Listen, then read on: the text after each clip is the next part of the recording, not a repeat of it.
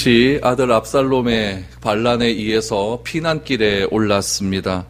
이 피난길이 단순한 피난길이 아닙니다. 다윗이 하나님께 회복되고 하나님을 향한 신앙이 회복되는 그런 피난길이었습니다. 다윗은 피난을 가는 동안에 다양한 사람을 만나게 됩니다. 오늘 본문에도 4명의 사람이 등장을 합니다. 시바, 시므이, 아비새, 다윗, 이 4명이 등장을 하죠. 오늘 이 4명을 한번 살펴보았으면 좋겠습니다. 나는 어떤 사람들과 닮았는가를 한번 점검해 보시죠. 나는 시바와 닮았는가, 시므이와 닮았는가, 아비새와 닮았는가, 다윗과 닮았는가. 다 다윗 닮고 싶겠죠. 그렇죠? 그러나 오늘 다윗도 별로 좋지는 않습니다. 그래서 나는 누구와 닮았는가, 그럼 어떤 것들을 점검하고 어떤 것들을 회복해야 되는가를 한번 살펴볼 수 있는 그런 시간이 되었으면 좋겠습니다. 먼저 이것을 생각할 때 좀 주의해야 될 것은 무엇이냐면 이 4명 다 이스라엘의 그 공동체 안에 들어온 사람 아니겠습니까?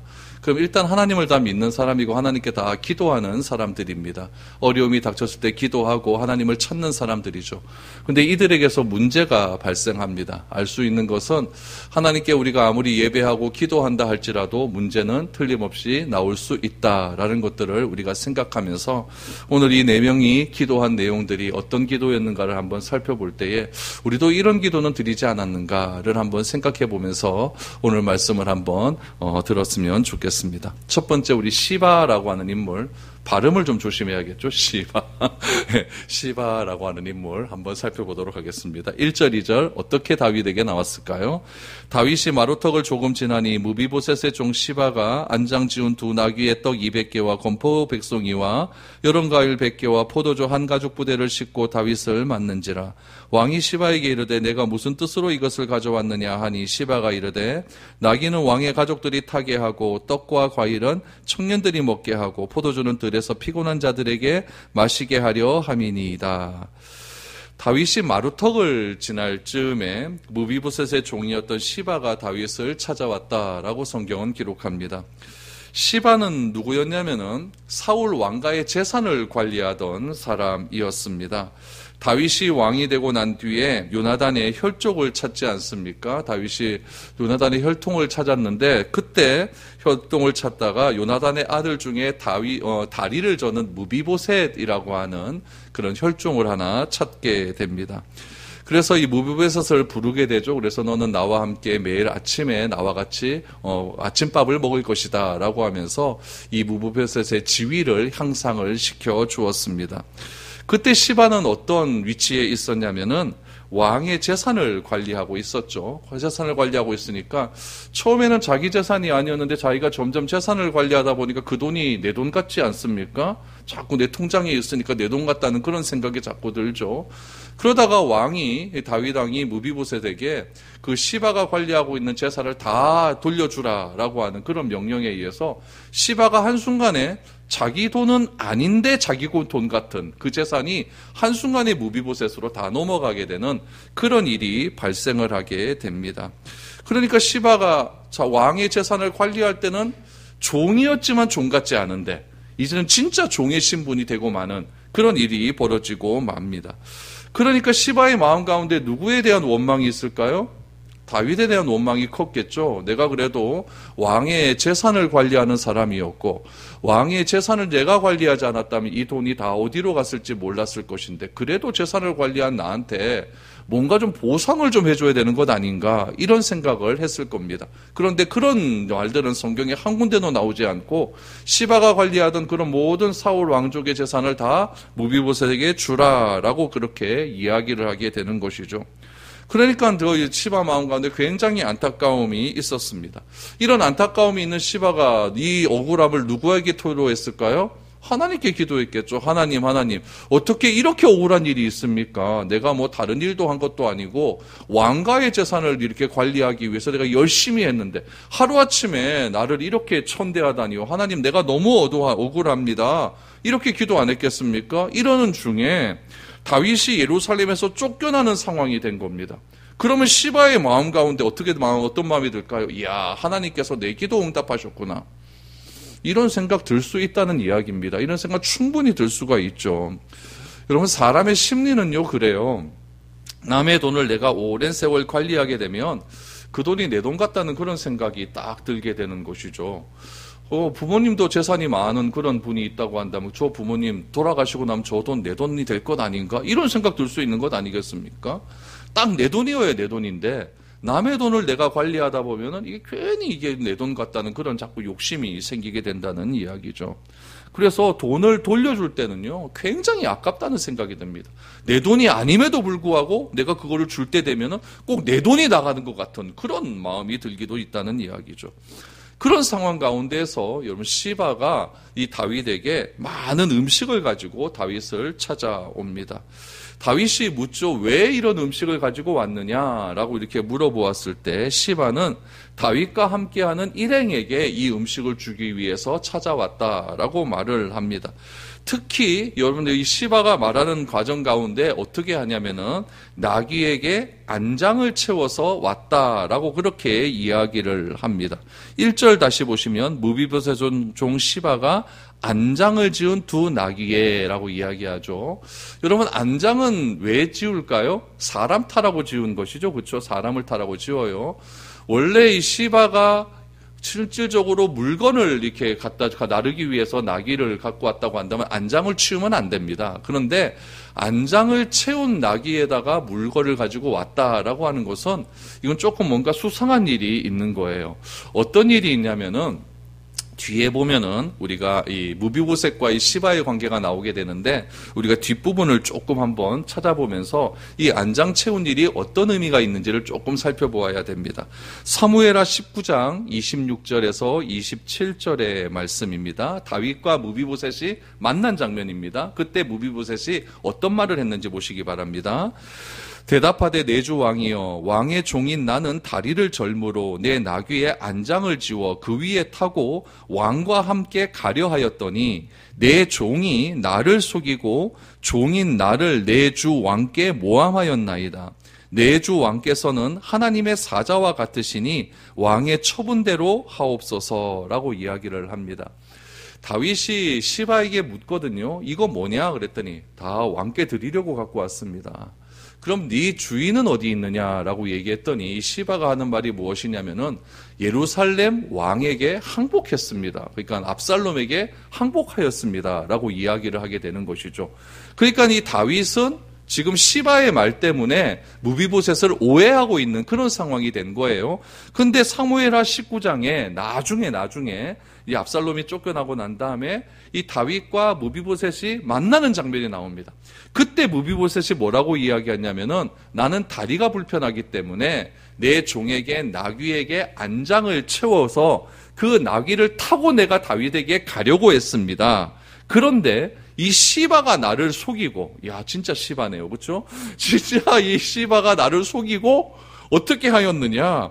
지금 나를 떼놓고 갔다고 이렇게 이야기합니다. 그러면서 여기 27절 말씀에 보니까 종인 나를 내 주 왕께 모함하였으니까 내 주 왕께서는 하나님의 사자와 같으니까 당신의 처분에 나를 맡기겠습니다라고 이렇게 이야기를 하는 것이죠. 그러니까 지금 무비보셋은 압살롬을 배신하려고 한 게 아니었죠. 아니었는데 무비보셋이 시바에게 안장을 채워서 내일 좀 타고 가자라고 했더니 그것을 못 타가게 하고 안장만 채워놓은 채 그렇게 음식물을 가지고 다윗에게 왔다라고 하는 이런 상황이 전개되고 있는 것이죠. 그러니까 시바는 다윗에게 분명히 다른 목적을 가지고 왔다라는 것이 분명하게 드러나는 그런 장면입니다. 그런데 다윗은 이 시바가 이런 다른 목적을 가지고 왔다는 것을 알까요, 모를까요? 지금 이 상황에는 모르기 때문에 시바가 다윗에게 한 선한 행위를 그대로 받아들이게 됩니다. 그래서 어떻게 되느냐? 3절과 4절을 보시죠. 왕이 이르되 내 주인의 아들이 어디 있느냐 하니 시바가 왕께 아뢰되 예루살렘에 있는데 그가 말하기를 이스라엘 족속이 오늘 내 아버지의 나라를 내게 돌리리라 하나이다 하는지라. 이거는 뭐냐면 압살롬이 항복했다는 이야기입니다. 4절을 보세요. 왕이 시바에게 이르되 무비보셋에게 있는 것이 다 내 것이니이다 하니라. 시바가 이르되 내가 절하나이다. 내 주 왕이여 내가 왕 앞에서 은혜를 입게 하옵소서 하니라 라고 말을 하고 있는 것이죠. 그러니까 지금 이게 어떤 상황이 전개되는 겁니까? 지금 압살롬, 그러니까 무비보셋은 어디 있느냐 그랬더니 무비보셋은 지금 압살롬에게 투항했습니다라고 말하죠. 이 말 한마디에 다윗의 감정이 굉장히 상하게 되는 거예요. 그랬더니 왕이 시바에게 어떻게 이야기를 합니까? 4절 말씀해 보니까 무비보셋에 있는 것이 다 내 것이다 라고 이야기를 합니다. 그러니까 이게 상황이 어떻게 되면 재산이 지금 왔다 갔다 하는 거예요. 원래 사울왕의 재산이었는데 그 사울왕이 죽고 난 다음에 재산을 누가 관리했다고요? 시바가 관리했어요. 시바가 관리했는데 요나단의 아들이었던 무비보셋이 나타나니까 시바가 관리한 그 재산이 다시 누구에게 갑니까? 무비보셋에게 간 거예요. 원래 주인에게 돌아간 겁니다. 근데 시바 입장에는 굉장히 서운해요. 내 것 같은데 뺏긴 것 같은 느낌이 막 드는 거죠. 그런 상황에서 이 시바가 지금 다윗에게 와가지고 거짓말을 한 거죠. 무비보셋이 압살롬에게 투항했습니다 라고 이게 거짓말을 했더니 이 다윗이 시바에게 뭐라고 이야기합니까? 무비보셋의 재산이 다 네 것이다 라고 이야기를 합니다. 그러면 보세요. 시바가 다윗에게 왜 찾아왔습니까? 자기 돈 때문에 온 거예요. 자기 돈 때문에 온 거죠. 그래서 선의를 베풀기 위해서 각양각색의 음식물을 가지고 이거 다 다윗 함께 드리기 위해서 이렇게 찾아왔습니다 라고 말을 했고, 다윗은 시바의 말을 100% 다 믿어버리게 되었다라는 이야기죠. 그럼 여러분, 다윗에게 이런 분별력이 사라진 이유는 과연 무엇일까요? 다윗이 똑똑한 사람이거든요. 똑똑하고 지금 이 피난길의 행렬이 굉장히 다윗에게는 하나님께 회복하는 그런 길이라고 말을 하지 않았습니까? 그런데 다윗에게 지금 시바의 말을 100% 믿어버리고 지금 무비보셋의 재산을 시바에게 줄 때도 어떻게 했냐면 다윗이 기도했다는 얘기가 한마디도 나오지가 않거든요. 지금 다윗이 이렇게 분별력을 잃어버리고 기도의 순간을 또 잃어버린 이유가 무엇이겠습니까? 이유는 다른 게 없어요. 어려움이 찾아오면 이렇게 된다라는 이야기예요. 여러분, 우리도 가만히 한번 생각해 보세요. 어렵고 힘든 일이 딱 우리에게 닥치게 되면요, 자신에게 닥친 어려운 문제를 어떻게 해서든지 내가 해결해 보려고 하는 그런 마음이 앞섭니다. 그러다가 안 되면 하나님께 기도하죠. 지금 하나님이 빨리 생각나지 않아요. 어려움이 찾아와 버리면요. 어떻게 해서든지 내가 이 문제를 해결해야겠다라고 하는 생각이 앞선다는 이야기죠. 그러므로 여러분, 우리가 평상시에 편안할 때에 어려움이 닥쳤을 때 냉정함을 잃지 않고 감정대로 행동하지 않는 훈련이 되어 있지 않으면은 어려운 상황이 닥칠 때 바른 판단하는 것이 굉장히 힘들어지게 됩니다. 그래서 우리가 편안할 때 항상 하나님께 기도해야 될 것은 무엇이냐면은, 하나님, 내가 어려움이 닥쳤을 때 내 감정대로 행동하는 것이 아니라 하나님의 뜻이 무엇인지 분별할 수 있는 지혜를 주십시오 라고 항상 기도할 수 있는 그런 마음이 필요하다라는 이야기죠. 그래서 다윗은요, 지금 시바의 말만 듣고 무비보셋에게 주어졌던 모든 재산을 다시 시바에게 주겠다라고 이렇게 말을 하게 되는 거죠. 여러분, 그러면 이거 시바의 입장을 한번 보시죠.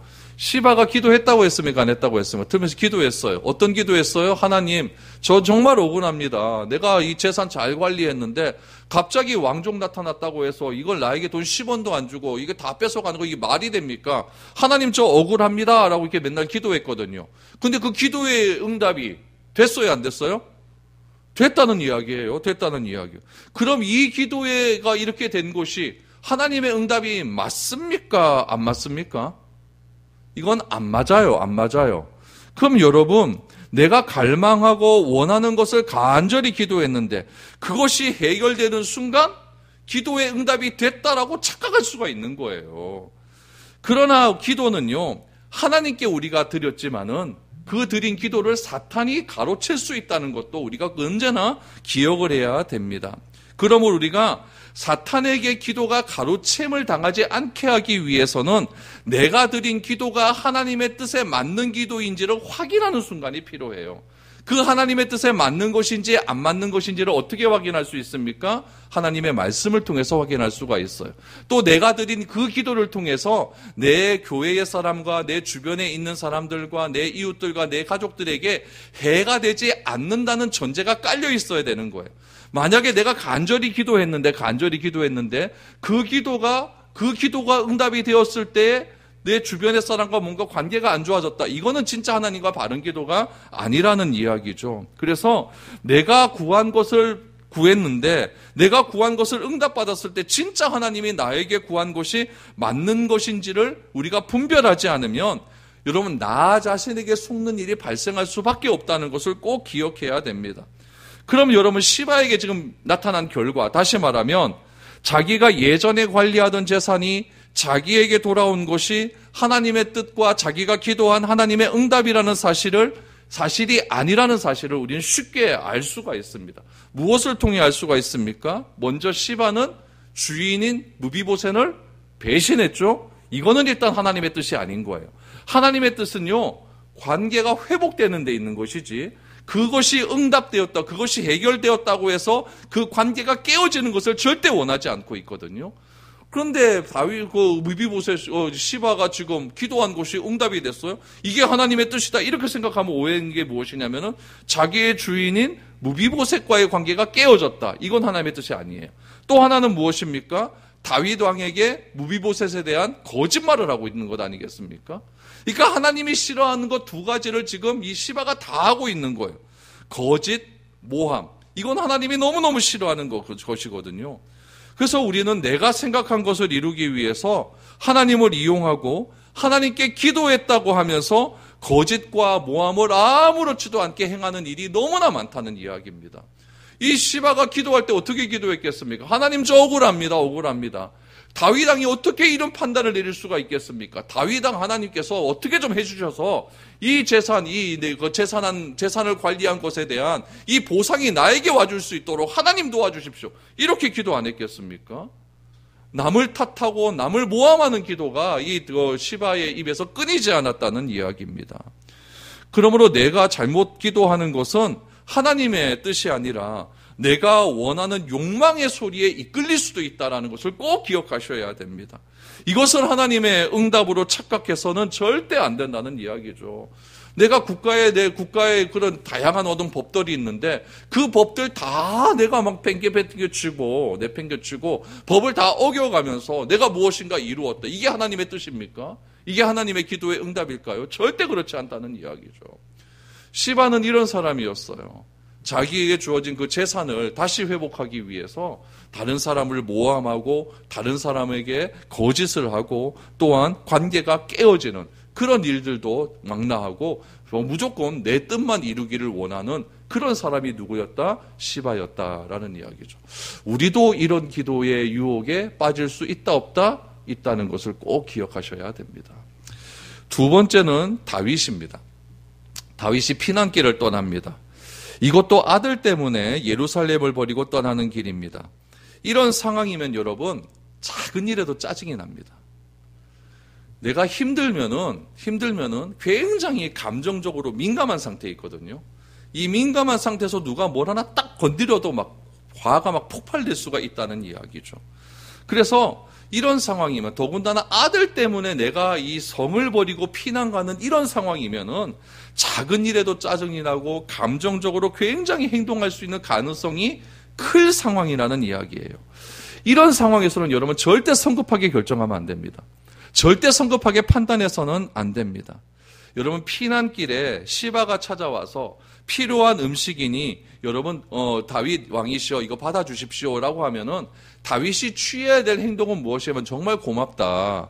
네가 나를 이렇게 생각해 줬구나. 이렇게 말만 하고 끝내면 그만입니다. 그런데 재산과 관련된 성급한 결정을 하게 되죠. 이 성급한 결정이 결국 무엇이었느냐? 하나님과의 언약을 깨트리는 그런 결정이었다는 이야기죠. 여러분, 우리가 하나님과 나와의 언약도 있어요. 또 사람과 사람 사이에 대한 약속도 있지 않습니까? 하나님과 나 사이에 맺은 언약은 하나님과 나와 맺었기 때문에 하나님과 언약 반드시 지켜야 된다, 이런 생각을 할 수가 있는데, 사람과 사람 사이에 맺은 언약도 마찬가지입니다. 사람과 사람 사이에 맺은 언약도 누구 앞에서 행한 언약이에요? 하나님 앞에서 행한 언약이에요. 하나님은 어디든 계시는 분이기 때문에 내가 약속하는 그 현장에도 하나님은 항상 계시는 분이시거든요. 그래서 우리가 사람과 사람 사이의 관계에도 맺은 그 언약을 귀하게 여겨야 되는 이유는 무엇이냐면은 그 사이에 하나님이 존재하기 때문에 그렇다라는 이야기죠. 다윗이 지금 시바에게 지금 음식물을 받아갖고 그것으로 인하여서 감정적인 요동침이 있게 되어서 지금 시바에게 다시 무비보셋에 가지고 있는 재산을 다 줘라라고 하는 것은 여러분 언약의 파괴입니다. 그럼 어떤 언약의 파괴일까요? 어떤 약속의 파괴일까요? 첫 번째는 요나단과 맺은 약속의 파괴입니다. 우리 사무엘상 20장 말씀을 보시죠. 20장 42절 말씀입니다. 요나단이 다윗에게 이르되 평안히 가라. 우리 두 사람이 여호와의 이름으로 맹세하여 이르기를 여호와께서 영원히 나와 너 사이에 계시고 내 자손과 내 자손 사이에 계시리라 하였느니라 하니 다윗은 일어나 떠나고 요나단은 성읍으로 들어가니라 라고 말을 합니다. 수풀에서 다윗과 요나단이 아버지의 사울왕의 그런 피나 괴롭힘을 쫓아다서 지금 언약을 맺는 장면입니다. 어떻게 언약을 맺느냐면은 요나단의 자손과 다윗의 자손 사이에 영원히 하나님께서 함께 계시겠다라고 하는 그런 언약을 맺었습니다. 그런데 다윗은 왕이 된 이후에 요나단의 아들이었던 무비보셋을 찾아서 그 무비보셋이 영원토록 다윗왕과 함께 아침을 먹을 수 있다라고 하는 것으로 언약은 갱신이 되었습니다. 그런데 이 무비보셋의 재산을 다 빼앗아서 시바에게 준 것은 무엇이겠습니까? 요나단과의 맺은 그 언약이 다시 한번 파괴되었다라는 것을 알 수 있는 대목이죠. 또 한 군데 볼까요? 다윗은 누구와의 언약을 깨뜨렸느냐? 무비보셋과 한 약속을 깨뜨립니다. 사무엘하 9장 7절 말씀입니다. 다윗이 그에게 이르되 무서워하지 말라. 내가 반드시 내 아버지 요나단으로 말미암아 내게 은총을 베풀리라. 내가 내 할아버지 사울의 모든 밭을 다 내게 도로 주겠고 또 너는 항상 내 상에서 떡을 먹을지니라 하니 이겁니다. 이것은 시바가 관리하고 있는 재산을 다 너에게 주겠다라고 하는 그 언약이었죠. 그 언약을 지금 다윗은 다 깨트려버리고 만 것입니다. 요나단과 한 언약, 무비보셋과 한 언약 다 누가 계십니까? 하나님이 계신 거예요. 요나단과 한 언약에서는 특별히 요나단이 이렇게 말하지 않습니까? 나 자손과 내 자손 사이에 여호와 하나님께서 계시니 이런 말에서 이 언약 속에서는 틀림없이 하나님께서 함께 하셨다라고 하는 것이 증거로 남아 있습니다.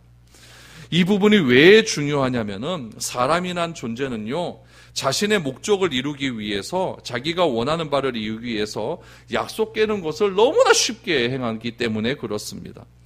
그러나 사탄의 전략은 무엇이냐면은 자신의 이익을 위해서 약속을 어기게 만들어 약속한 당사자와의 관계를 엉망진창으로 만드는 것. 이것이 사탄의 전략이에요.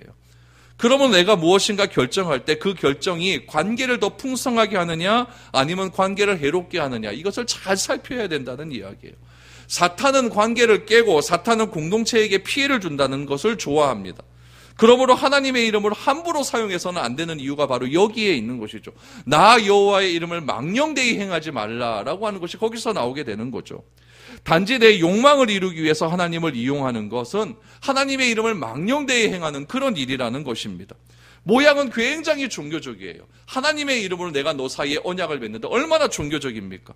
그러나 하나님과 상관없이 살아가는 사람의 전형이 오늘 본문에 나타난 다윗의 모습에서 나타나고 있는 거예요.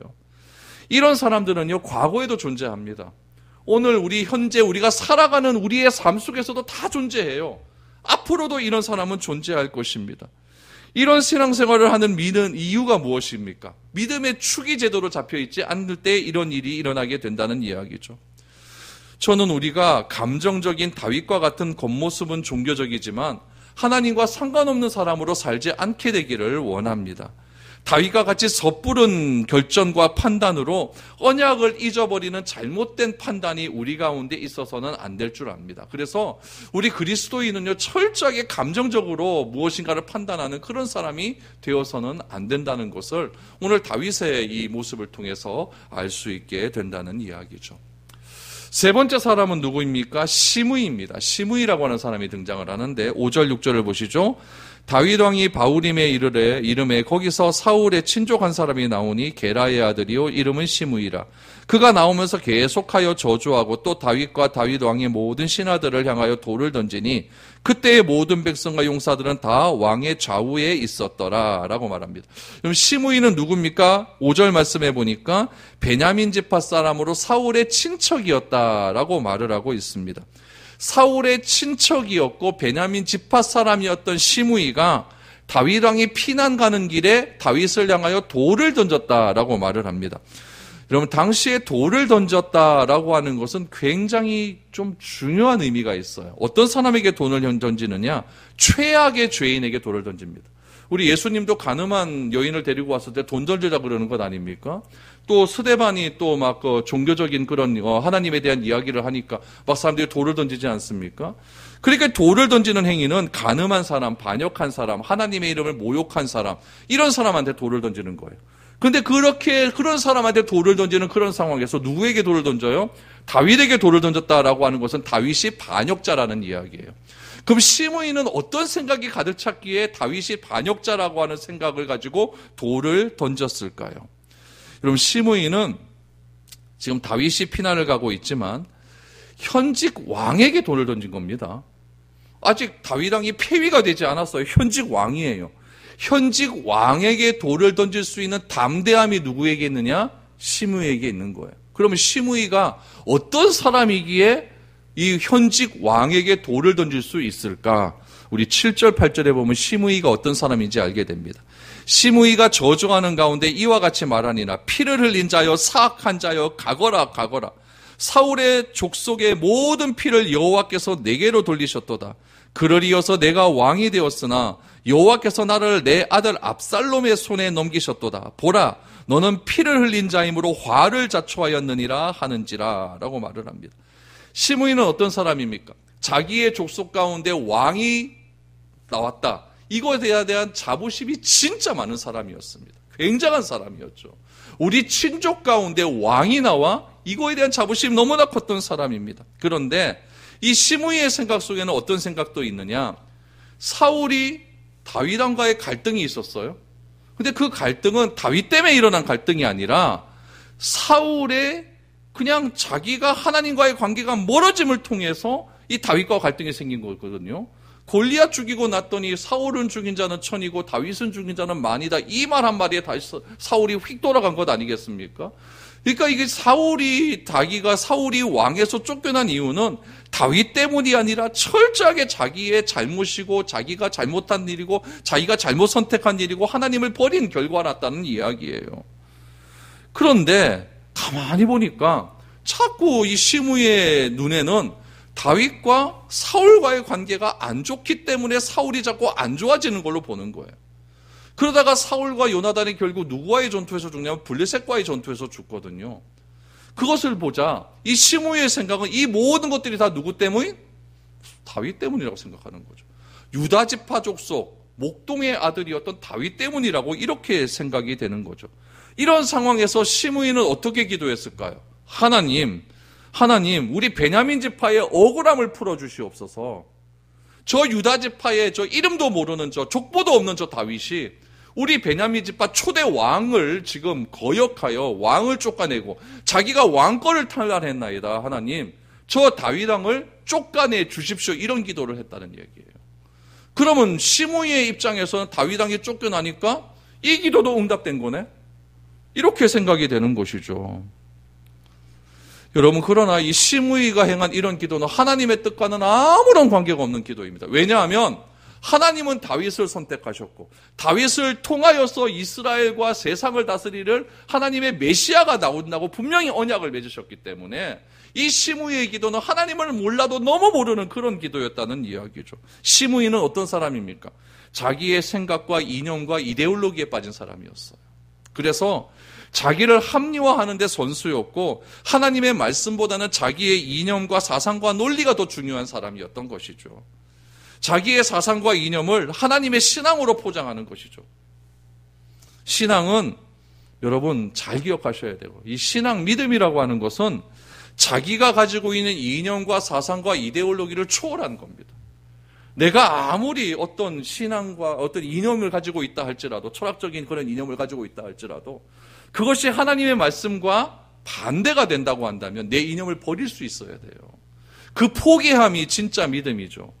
하나님께서 결국에는 믿음을 우리에게 무엇으로 보시냐면은 내가 가장 소중하다고 생각하는 것을 포기하느냐 안 하느냐 거기에 달려 있는 거예요. 아브라함에게 있어서 가장 소중한 건 무엇입니까? 아들이에요. 아들을 포기하는 순간 하나님께서 뭐라고 해요? 아브라함아 네 손에 칼을 빼라라고 하지 않습니까? 네가 가장 사랑하는 독자 이삭이라도 내게 바칠 줄 알거늘 내가 이제야 네가 나를 사랑하는 줄 알겠다라고 말을 하지 않습니까? 결국 하나님의 믿음의 최후의 결정은 무엇이냐? 내가 정말 귀하게 여기는 것을 내려놓는 데서부터 믿음은 출발한다는 이야기예요. 이 시므이는 자기가 생각하는 민족관 그런 것들이 있었다는 얘기죠. 베냐민 지파의 왕을 누가 빼앗았다? 족보도 없는 유다 지파의 한 목동이 빼앗았다. 이 이념에 사로잡혀서 결국 지금 다윗 왕에게 뭐라고 이야기하는지 보십시오. 네가 사울에게 흘린 그 피가 네에게 다 돌아갈 것이다. 이렇게 저주의 말을 내뿜지 않습니까? 시므이는 그런 사람이었습니다. 마지막 네 번째 아비새입니다. 아비새는 어떤 사람일까요? 9절 이하를 보시죠. 스루의 아들 아비새가 왕께 여짜오되 이 죽은 개가 어찌 내 주 왕을 저주하리까? 죽은 개는 시므이를 얘기하는 거죠. 청하건대 내가 건너가서 그의 머리를 베게 하소서 하니 왕이 이르되 스루의 아들들아 내가 너희와 무슨 상관이 있느냐? 그가 저주하는 것은 여호와께서 그에게 다윗을 저주하라 하심이니 내가 어찌 그리하였느냐 할 자가 누구겠느냐 하고 또 다윗이 아비새와 모든 신하들에게 이르되 내 몸에서 난 아들도 내 생명을 해하려 하거든 하물며 이 베냐민 사람이라 여호와께서 그에게 명령하신 것이니 그가 저주하게 버려두라라고 말합니다. 네 번째는 아비야입니다. 아비야는 누구냐면 다윗의 조카죠. 다윗의 조카입니다. 요압과는 형제지간입니다. 아비새는 자기의 신앙의 존재가 누구냐면은 다윗입니다. 다윗만 바라보고 산 거죠. 하나님이 신앙이 아니라 자신의 직속 상관이 다윗이 자신의 존재의 기준이었습니다. 아비새는 상관의 뜻이 너무나 중요했던 사람이었죠. 하나님의 뜻이 중요한 것이 아니라 자기의 상관의 뜻이 더 중요했던 것입니다. 그래서 자신의 상관을 모욕하는 시므이를 용서할 수가 없는 겁니다. 그래서 저 죽은 개반도 못한 저자를 내가 당장 달려가서 칼로 목을 베겠나이다 라고 말을 하죠. 여러분 이런 분들이 굉장히 우리 주변에 많이 있습니다. 우리 역사 속에도 보면은 우리 독일의 나치가 유대인을 600만을 죽이지 않습니까? 그거 왜 죽입니까? 그 히틀러의 의견이 중요하기 때문에 그렇습니다. 자기가 모신 상관의 의견이 중요하니까 그렇게 600만을 다 죽여버리죠. 이런 분들은 어떤 기관이나 회사에 속해 있으면서 회사에 충성을 다하는 사람들입니다. 얼마나 귀한 사람들입니다. 그러나 이런 모습을 그리스도인이 굉장히 조심해야 됩니다. 조직된 사회에서 상관과 함께 조직을 잘 이끌어가는 것은 너무나 중요합니다. 그러나 그 상관이 내 신앙이 되면 안 되고 나의 믿음과 신앙의 기준이 되면 안 된다는 이야기입니다. 상관이 무엇인가 잘못한 일이 있으면 그것을 말할 수 있는 그런 담대함도 필요하다라는 이야기죠. 하나님의 뜻에 분별하지 않으면 사람에게 충성하는 사람이 될 수밖에 없습니다. 사람에게 충성하면 여러분 그 결말이 얼마나 비참해집니까? 사회에서는 성공할 수는 있겠죠. 그러나 하나님의 뜻과는 상관없는 성공이 여러분 우리 그리스도인에게 얼마나 비참한 일인지 모릅니다. 사회에서는 지탄받고 사회에서는 손가락질 받지만은 상관에게 잘 보여서 내가 사회에서는 성공을 거두었지만 교회 안에서 가만히 보면 저 사람은 다 저래서 성공한 사람이다. 그래서 교회에 와서 형식적으로 신앙생활 한다는 것을 나만 모르지 다른 사람은 다 압니다. 오늘 본문에 나오는 이 아비새는 바로 그런 사람이었다라는 이야기죠. 여러분들은 어떤 사람에 속해 있는 것 같습니다. 나는 어떤 인물이 되어야 하고 나에게 어떤 부분을 점검하며 살펴야 할까요? 여러분에게 말씀드린 4명의 인물을 한번 잘 살펴보시기 바랍니다. 뭐 다 100% 딱 맞는 사람이 어디 있겠습니까? 그러나 나의 마음 가운데 일부 이런 마음이 있다고 한다면 나에게는 시바와 같은 마음이 조금 존재하기는 해. 나는 어떤 일이 있었을 때마다 감정이 너무 앞서서 감정적으로 어떤 일을 판단해서 하나님의 신앙의 뜻과는 조금 다른 판단이 일어날 때가 너무 많은 것 같아요. 다윗과 같은 경우죠. 나는 어떻게 해야 될까? 나는 내 이념이, 내 기준이 너무 중요하지는 않을까? 아비야처럼 너무나 좀 직장 상관의 그런 말들이 너무나 중요해서 하나님의 뜻과는 좀 반대되는 그런 일들은 하지 않았는가 한번 생각을 해보시고 우리의 인생 속에 하나님이 기준이고 신앙이고 하나님의 내 믿음의 대상이 되는 그런 축복이 우리 가운데 날마다 넘쳐나야 될 줄로 믿습니다. 그래서 오늘 말씀 잘 기억하셔서 잘못된 부분 하나님께 기도하시고 잘된 부분을 더 잘 다듬어서 우리 하나님께 칭찬 들을 수 있는 그런 그리스도인들이 될 수 있기를 축복드립니다. 우리 찬양